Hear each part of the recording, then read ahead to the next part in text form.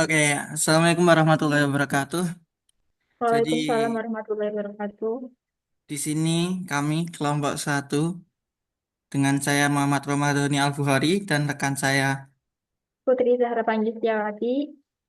akan membuat video lagi tentang diskusi dengan AI terkait materi yang telah disampaikan dari minggu lalu. Jadi di sini kami akan membahas 5 keyword. Jadi langsung saja ya kita Iya, mulai. Untuk yang pertama kita pakai Gemini ya untuk kali ini. Jadi bertindaklah sebagai seorang dosen mata kuliah sains data lalu ajukan sebuah pertanyaan untuk menguji pemahaman saya tentang topik. Yang pertama topik apa nih, Zara? Kita yang pertama itu ada decision tree. decision tree.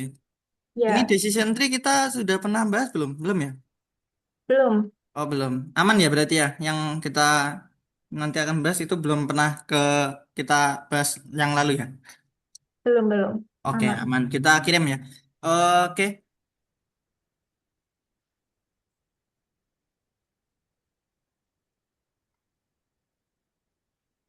Ini sebetulnya saya bikin mie ini, tapi ternyata Aduh, nugas. Oh ini. Oke, kita mulai ya. Jadi ini pertanyaannya, gimana ini? dari Sebentar. bayangkan, bayangkan. Iya, ini sebentar. Aku kecilkan. Nah, Ya.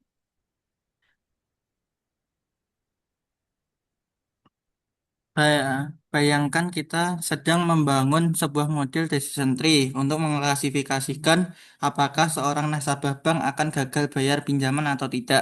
Pada setiap titik percabangan atau node, algoritma harus mana tadi?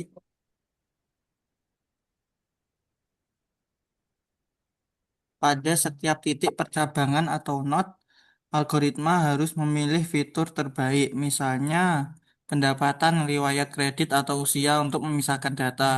Dua metrik yang paling umum digunakan oleh algoritma seperti CART atau ID 3 atau C4,5 untuk menentukan pemisahan terbaik ini adalah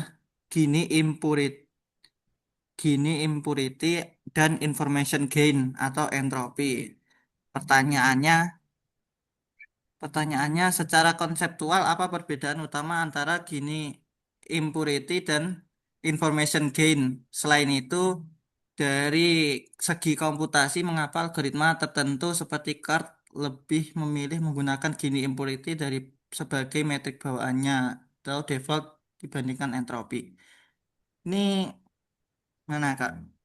Oh Mau? ya, bentar. Oke. Mencerna dulu.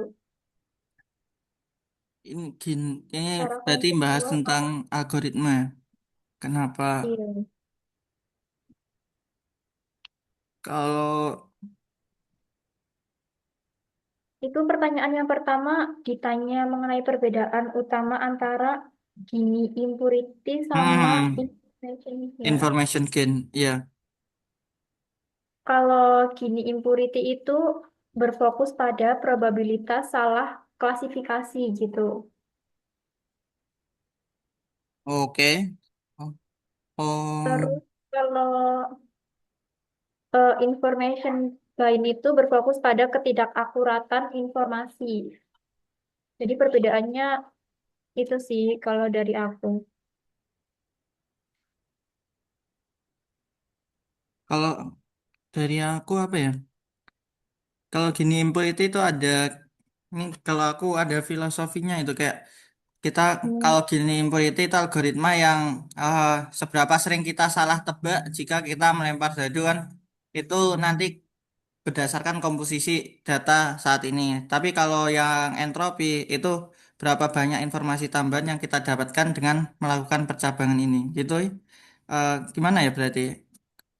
Kayak kalau entropi tadi atau information gain itu kan dari teori informasi yang mengukur tingkat ketidakpastian berarti atau gangguan ya. ya. Atau kita jawab dulu ya.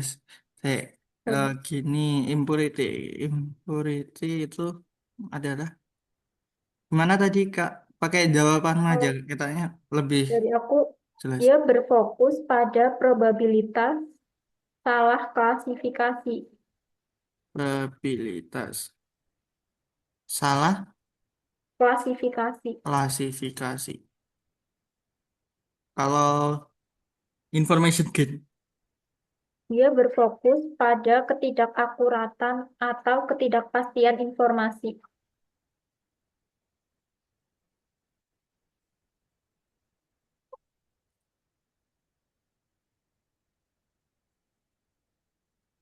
Informasi. Oke, kalau pertanyaan kedua, kenapa kok algoritma charge itu lebih memilih menggunakan Gini impurity sebagai metrik daripada entropi? Kalau mungkin dari aku, karena algoritma charge ini alasannya karena mm, alasan utamanya efisiensi komputasi ya, kalau menurutku. Karena kalau ke perbedaan formulanya antara Gini impurity dan information gain itu lebih lebih efisien yang menggunakan Gini impurity daripada entropi.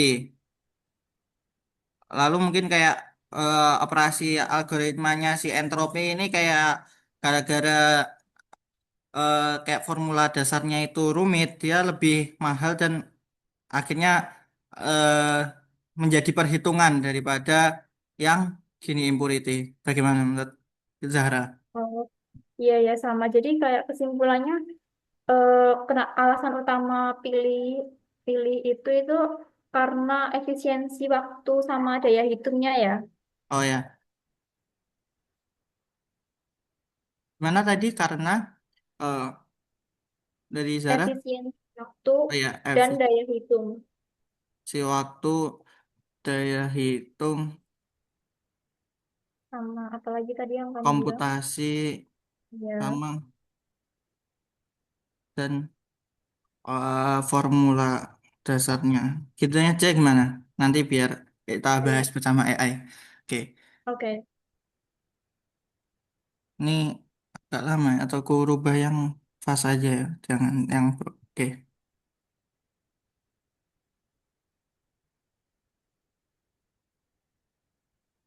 Sambil kita mungkin persiapan yang keyword kedua itu apa ya Kak? Boleh Bentar. minta bantuannya? Yang kedua itu ada multi-way split Multi-rate. split Oke, wait, wait. Hmm. Oke, way split. Ya. ya. Oke, kita bahas dulu ya jawaban kita tadi. Oke, jadi luar Oke. biasa. Jawaban Anda sangat tepat, padat, dan langsung mengenai sasaran. Oke. Yang pertama, secara konseptual, Gini Impurity murni melihat probabilitas. Ya, seberapa sering sampel data diambil secara acak akan salah diberikan label. Terus, kalau information gain, dia berakar dari teori informasi. Jadi, mengukur tingkat kekacauan, disordernya, atau ketidakpastian dalam sebuah kelompok data. Ini benar ya kita perbedaannya. Ya. Terus sama ini mungkin nomor dua, Kak Zara mau bahas untuk Yang kedua, poin Anda tentang efisiensi waktu dan daya komputasi adalah kunci utamanya. eh, Jadi, jika kita melihat formula kedua dasar, alasannya menjadi sangat jelas. Kini impurity hanya menggunakan operasi penjumlahan dan kuadrat sederhana, sedangkan entropi itu menggunakan operasi algoritma. Jadi, menghitung logaritma jauh lebih mahal dan lambat bagi komputer dibandingkan sekadar menguadratkan angka. Mengingat algoritma decision tree itu harus mengevaluasi dan menghitung metrik ini pada setiap kemungkinan titik percabangan untuk setiap fitur yang ada. Menggunakan operasi logaritma pada dataset berukuran masif akan sangat membebani komputasi. Jadi itulah mengapa gini impurity jadi lebih menjadi pilihan yang cerdas untuk efisiensi. oke, berarti benar ya. Kita untuk jawabannya sudah Ya, mulai terarah ya kan apa iya, iya, sesuai dengan AI yang betul. inginkan. Oke, selanjutnya kita lanjut ke keyword yang kedua saja gimana? Langsung kita Ya, yang lanjut lanjut aja. oke, multi-way split kita kirim sebentar. Kita cari yang fast saja biar cepat.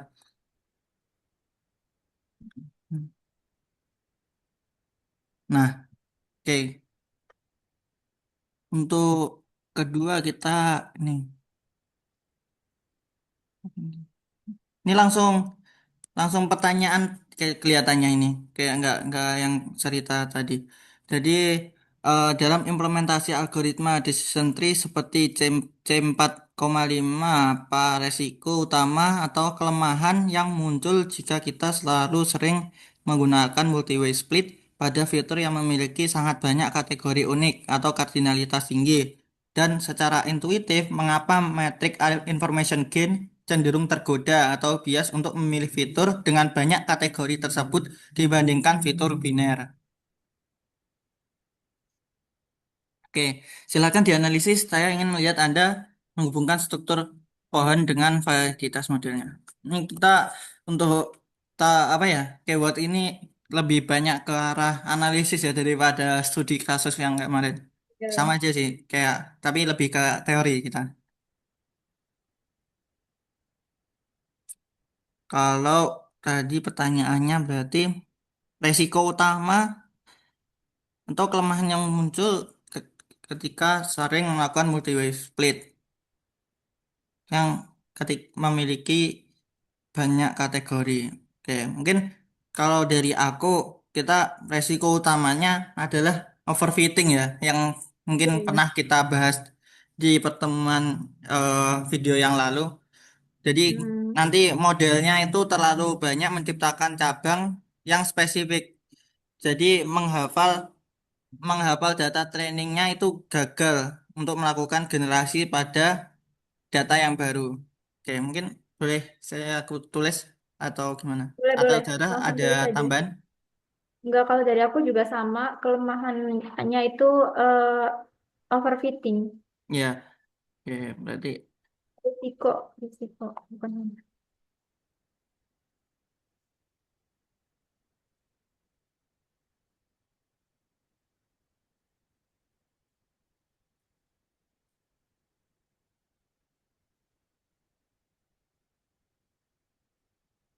gini aja.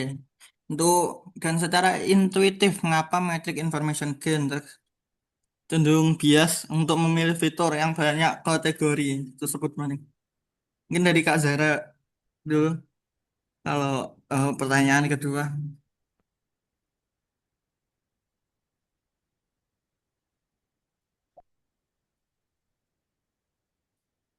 yang terlalu spesifik hingga gak.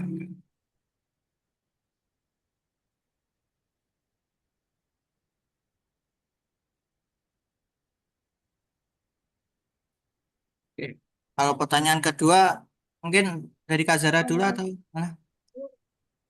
Kalau information gain kan dia tuh kayak apa ya istilahnya dia haus haus kemurnian gitu. Mm-mm.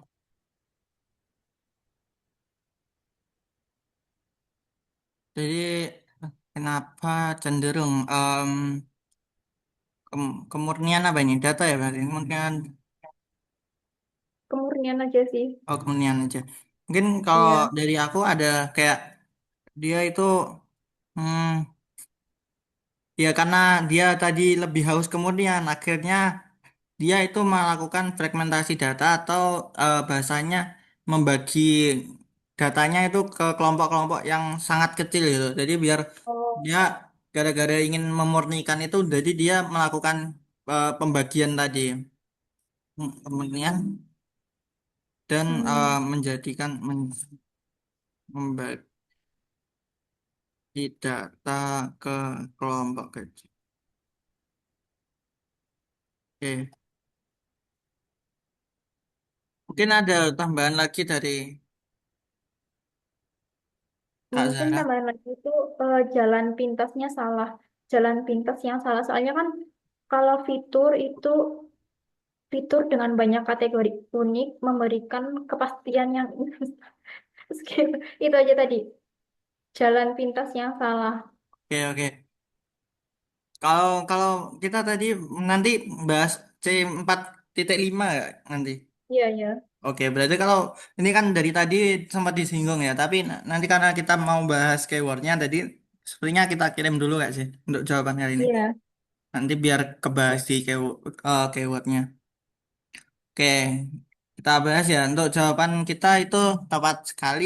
Jadi Anda menggunakan istilah tadi, dari istilahnya Kak Zahra yaitu jalan pintas yang salah. Jadi kalau yang kita bedah dari nomor satu itu haus kemurnian karena information gain itu menyukai kemurnian atau purity.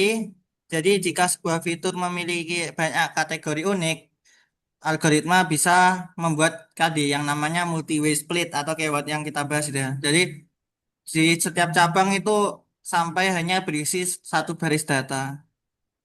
Ya demi demi kemurnian yang diinginkan information gain.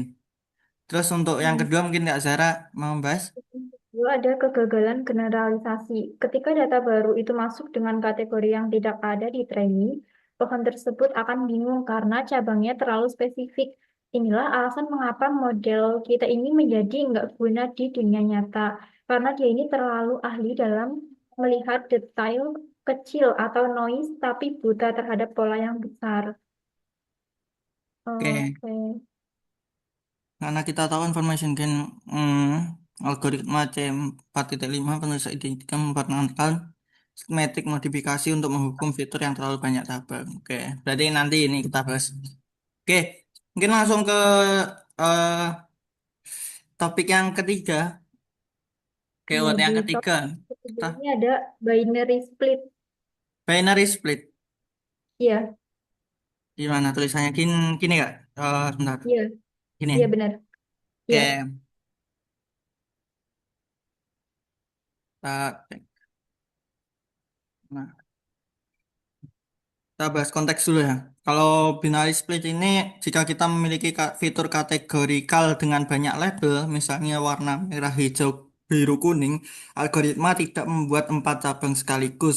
Sebaiknya ia akan menguji kombinasi partisi seperti merah, hijau, atau biru, kuning. Pertanyaan,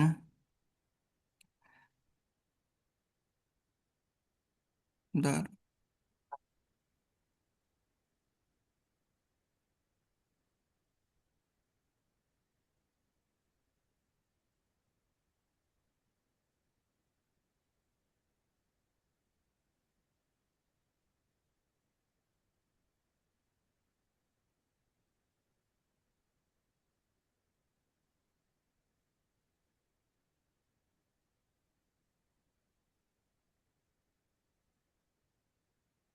Jadi pertanyaannya, untuk secara struktur, mengapa binary split sering dianggap lebih tahan banting terhadap overfitting dibandingkan multi-way split saat menghadapi fitur dengan banyak kategori? Nomor dua, jika kita memiliki fitur numerik kontinu seperti pendapatan 5 juta, 10 juta, 50 juta, bagaimana cara algoritma decision tree menentukan titik potong atau threshold terbaik untuk membuat sebuah binary split?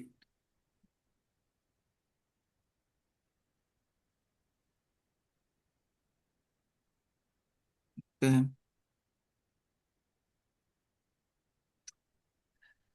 Kita masuk ke anu ya binary split iya. Kenapa binary split? lebih tahan banting terhadap Bukan. overfitting. Mungkin dari Kak Zara dulu. Ini kayaknya banyak kita kenapa alasannya dari binary split ini lebih tahan banting daripada yang multi way split tadi kita bahas. Mungkin dari Kak Zara dulu. Saya tulis. Kalau kalau misal dilihat secara struktur kan binary split ini dia kayak sebagai filter gitu ya yang lebih disiplin daripada tadi yang multi way split. Jadi kayak dia tuh bisa mencegah fragmentasi data yang cepat. Mm-mm. Oke, mungkin itu bisa. Hmm, eh,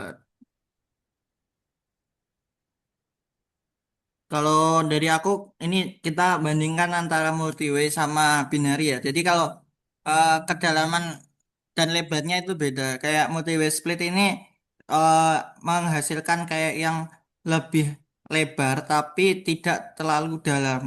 Tapi kalau binary split dia menghasilkan kedalaman tapi yang nggak terlalu lebar. Jadi kayak memungkinkan itu algoritmanya memikirkan kembali variabel yang di bawah daripada yang multi way itu memaksanya keputusan yang terlalu cepat. Jadi kayak gimana ya? Kalau multi-way ini terlalu cepat karena dia kayak tadi eh, lebih mending data itu dilebarkan daripada yang eh, binary split yang dia lebih memikirkan kembali mana Hmm. variabel yang di level paling bawah gitu. Mungkin kalau saya itu sih.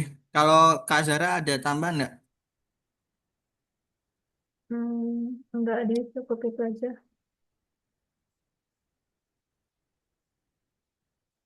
Lebih dalam ketika me-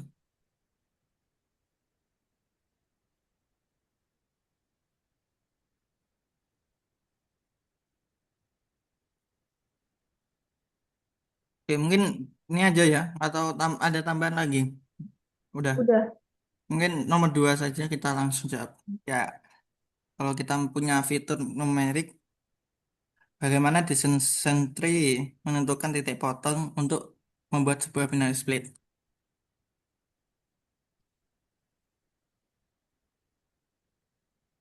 Kalau pendekatan yang Kak Zahra ambil apa? Kalau di punya aku itu ada yang namanya kandidat splitting points.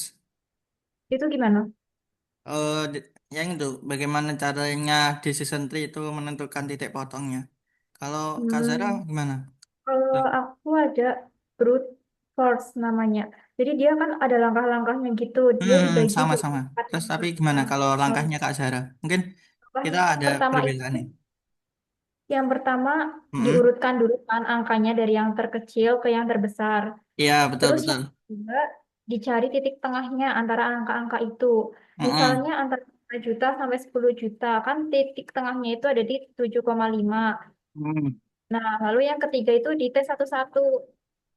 Gimana kalau kita potong di 7,5 juta? Itu hasilnya bagus atau enggak? Gininya rendah atau enggak? Terus coba lagi gimana kalau kita di 30 juta dan sebagainya gitu. Terus yang Oke, terakhir pilih nih angka yang paling kayak paling pinter memisahkan data itu yang mana gitu. hampir sama Itu sih. Tapi emang um, kalau langkahku ya sama kayak kalau kita langkah ketiga itu evaluasi. Jadi menguji mana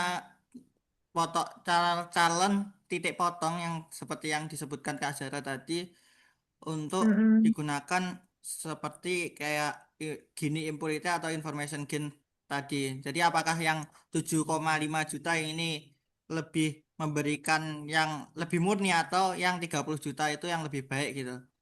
Baru kita Oh, pilih kan habis dari yang terbaik tadi baru kita pilih mana yang menghasilkan penurunan oh iya ya, ya. mirip ya sama malah sih. Sama-sama. Berarti gimana kita untuk jawabnya bagaimana cara algoritma decision tree? Oke, mungkin mana nanya kita tulis langkah-langkah atau kita tulis namanya aja nih? Namanya aja deh, soalnya yang ditanya Namanya aja. namanya. Oke, kalau gimana kalau namanya Kak Zara tadi? Apa namanya? Namanya itu ada tulisannya ya, tulisannya itu brute force. Brute force. Gini Iya, ya. brute force. Oke, kalau Iya, kalau aku gini aja atau gitu biar AI-nya nanti iya, iya, iya. gimana yang apakah sama ini malah splitting points? Oke, tak jawab. Tuh. Hmm.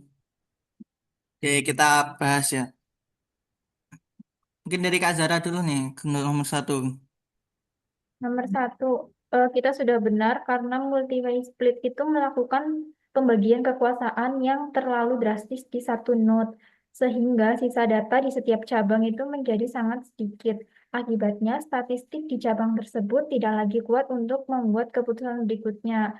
Nah, sebaliknya, kalau binary split ini dia lebih sabar. Dia itu membagi data menjadi dua kelompok besar terlebih dahulu. Hal ini memungkinkan pohon untuk tumbuh lebih dalam dan menemukan interaksi variabel yang lebih kompleks pada level-level berikutnya tanpa kehabisan sampel data terlalu cepat. Dari secara keseluruhan kita udah benar jawaban tadi. Eh, Berarti ya, saya. Jadi untuk yang nomor dua untuk strategi. Oh, kita jawabannya benar. Karena Hmm. brute force atau candidate splitting ini tadi itu mekanismenya sama ya. Jadi dari yang dijelaskan tadi kita ada sorting itu dari terkecil yang terbesar terus kita cari Iya. rata-ratanya antara kandidat-kandidatnya tadi terus kita hitung mana yang lebih menguntungkan atau lebih besar. Terus akhirnya kita evaluasi, kita tentukan titik potong yang menghasilkan penurunan terbesar yang akan dipilih sebagai thresholdnya. Nah ini, Hmm. jadi misalnya tadi yang 7,5 juta. Oke, untuk pertanyaan ujian terakhir ini nggak usah, kita langsung ke keyword keempat ya. Oke, kita keyword keempat apa tuh Kak? Untuk, Ada decision iya, stum. Ingat decision stum? lagi ya. Iya. Decision, untuk tulisannya gimana? STAM, S2M, STUMP, UMP. ini ya. Iya. Oke, kita Iya. kirim.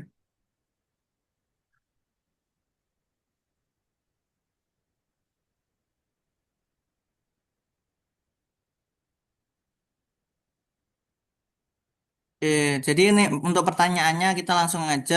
Untuk sebuah decision stem sering disebut sebagai model yang memiliki high bias namun low variance. Nomor satu, secara struktural apa yang membedakan decision tree dengan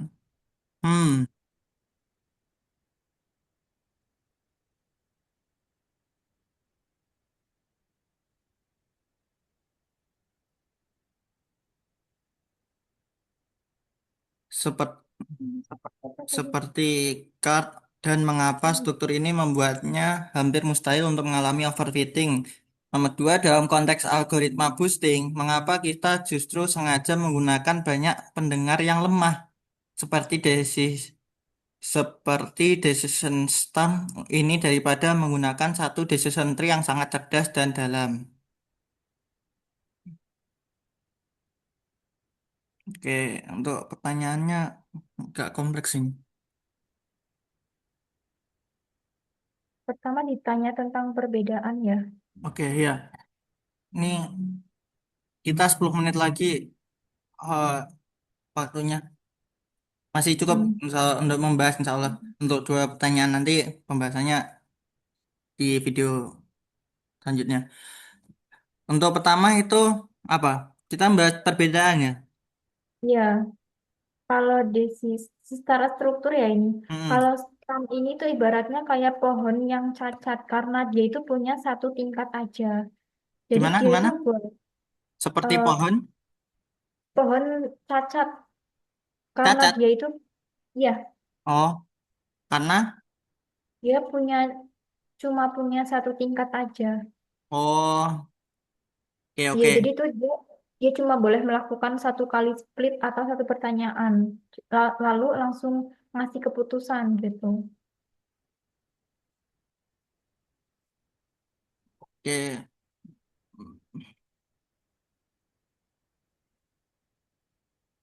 Terus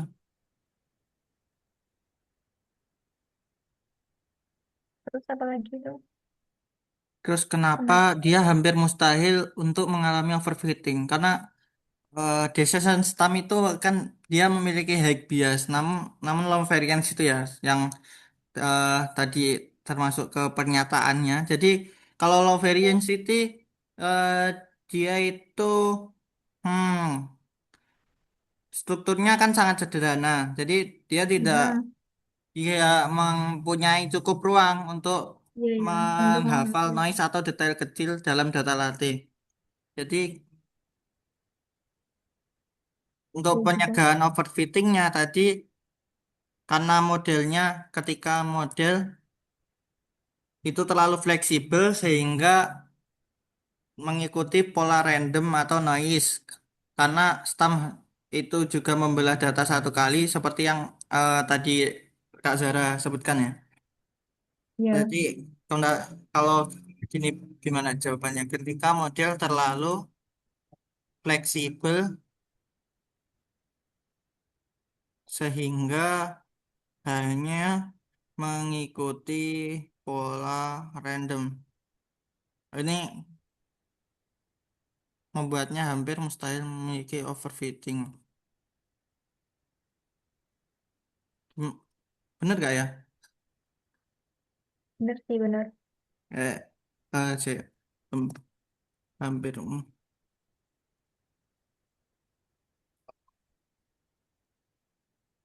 overfit. Ini aja, guys. Nomor dua. Hmm. Oke, dalam konteks algoritma boosting,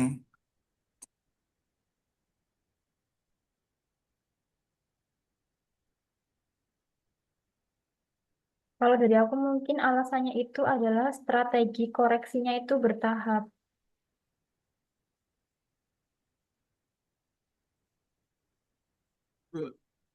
strategi koreksinya bertahap.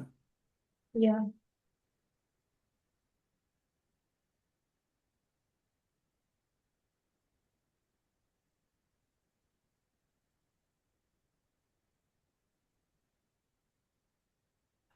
Hmm, iya sih.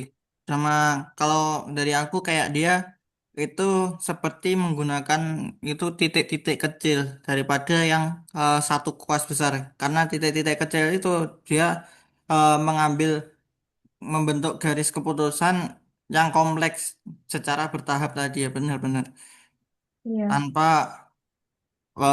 menjadi terlalu sensitif terhadap satu titik data.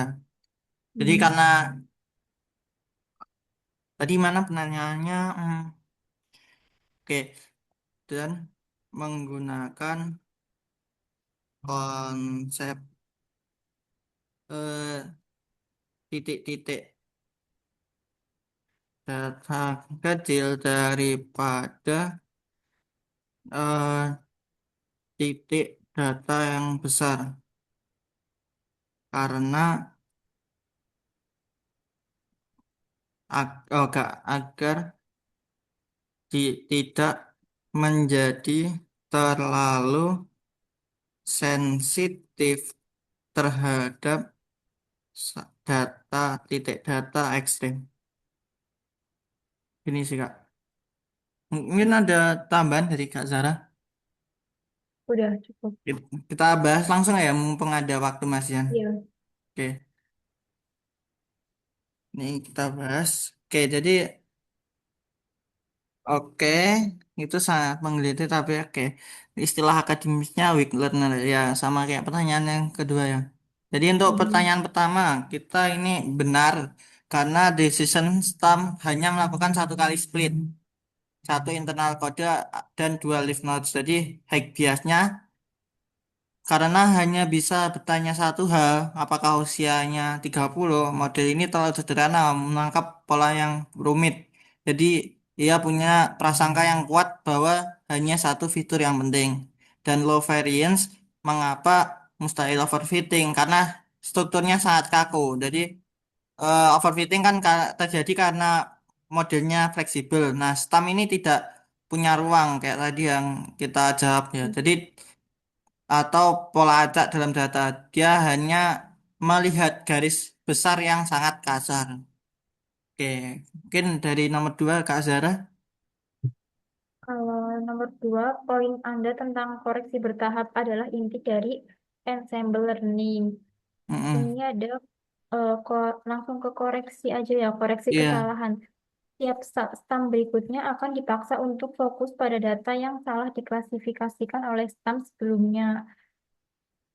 Jadi dia memberi bobot lebih tinggi pada titik data yang sulit. Terus untuk stabilitas, menggunakan banyak stam membuat model akhir lebih stabil terhadap outlier atau titik data ekstrim dibandingkan satu pohon besar yang mungkin akan langsung menelan outlier tersebut sebagai aturan permanen. oke. Oke, sudah ya sesuai. Berarti kita langsung ke Iya, keyword terakhir ya. Ya, ini terakhir. Untuk keyword terakhirnya apa, Kak? Terakhir ini ada Hunt algorithm. Gimana? HUNT, Ha, HUNT, terus tanda petik atas ha, S, ya, algorithm. algoritma gini ya. Ya, Ya, kita baca soalnya dulu ya. Wih, oh enggak, kukira ada gambarnya. Dikasih gambar. Ini gimana ya? Oh, kalau pertama ini kita dikasihkan beberapa teori. Terus lalu pertanyaannya. Hmm, kita bahas di video berikutnya. Oke, oke. kita stop recording dulu. Udah? Oke. Jadi kita lanjut ya. Untuk keyword terakhir itu adalah tentang Hans algorithm. Jadi di sini kita dikasihkan beberapa kondisi dulu. Jadi ini ada dua kondisi utama yang harus dihadapi oleh algoritma saat memeriksa node D, DT atau himpunan data pada node T. Untuk kondisi pertama adalah kondisi ideal ya. Jadi jika semua data di DT memiliki label kelas yang sama, jadi semuanya fraud, maka T langsung dijadikan leaf node. Terus yang kondisi kedua adalah kondisi dilematis. Jika DT berisi data dengan label kelas yang berbeda, algoritma harus memilih fitur untuk melakukan split. Oke.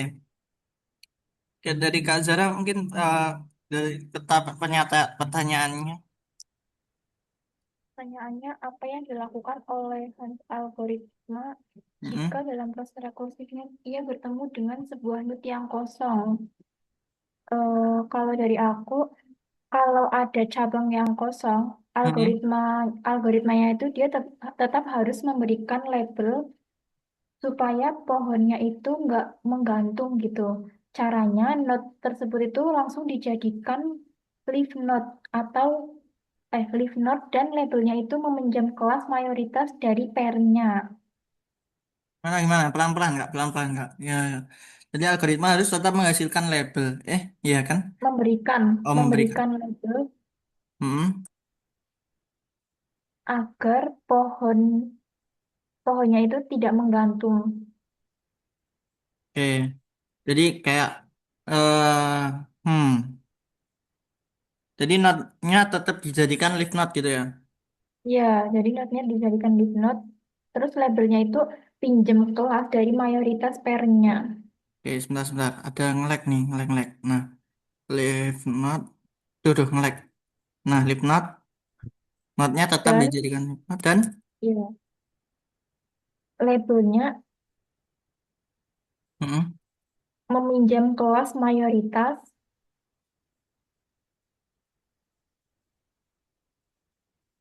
dari node induknya. Oke. Udah sih itu aja.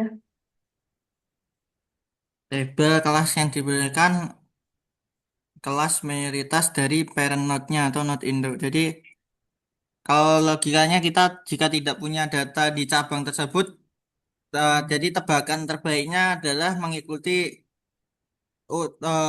biasanya umum data biasanya dari kelompok data terakhir. Jadi ya itu ya, berarti meminjam Ah, ya. mayoritasnya dari node Hmm. induknya. Oke, dari yang mau selanjutnya,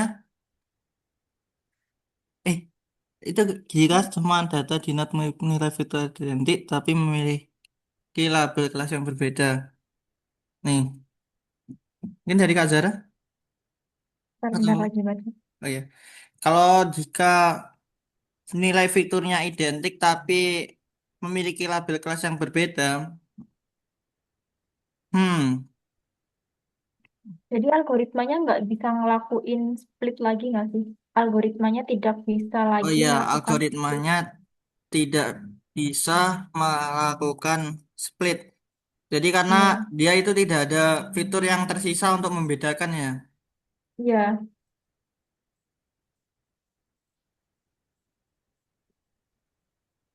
untuk membedakan datanya. Jadi ini jadinya kayak penentuan labelnya itu berdasarkan kalau dari aku itu voting ya atau Iya, iya betul. suara terbanyak. Jadi Sama. label ditentukan berdasarkan voting terbanyak dari notnya not Mm-mm. tersebut. Oke, Tuh. gimana? Dari Kak Zara ada tambahan nggak? Udah sih dari aku cukup. Oke, mungkin kita kirimkan ya. Ya, Oke, luar biasa. Jadi jawaban Anda menunjukkan pemahaman yang sangat matang tentang aspek robustness atau ketahanan. Jadi, oke kita dirapikan untuk terminologinya. Untuk kasus not kosong atau empty not tadi, not tersebut dijadikan leaf not untuk solusinya ya. Dan meminjam mm-mm. label kelas mayoritas dari not induknya atau parent not. Jadi ini bentuk generalisasi yang cerdas agar model tetap bisa memberikan prediksi jika di masa depan ada data testing yang masuk ke kategori tersebut. Oke, mungkin dari nomor dua Kak Zahra. Kalau nomor dua, mengenai kasus data identik tapi kelas berbeda. Ini Mm-mm. adalah kondisi di mana dua baris data memiliki nilai fitur yang sama persis. Misal fitur pendapatan, usia, dan status nama. Tapi labelnya itu berbeda. Satu fraud, satu tidak fraud. Nah, masalahnya algoritma itu tidak bisa melakukan split lagi karena tidak ada pisau atau fitur yang tersisa untuk membedakan keduanya. Solusinya sama seperti jawaban Anda, algoritma akan berhenti dan melakukan majority voting pada not tersebut. Jika lebih banyak yang tidak fraud, maka not tersebut dicap sebagai tidak fraud. Hmm. Oke, jadi sudah ya, mungkin untuk pembahasan keywordnya kita Hmm. cukupkan. Jadi Oh, dengan berakhirnya keyword terakhir ini, maka kita untuk video tugas video ini telah selesai ya. Dengan total mungkin iya, 6 video kita eh, telah buat, berarti sekitar 30 keyword yang sudah dibahas. iya betul Oke, sekali. mungkin eh, ada kata-kata penutup nih untuk tugas video dari Kak Zara.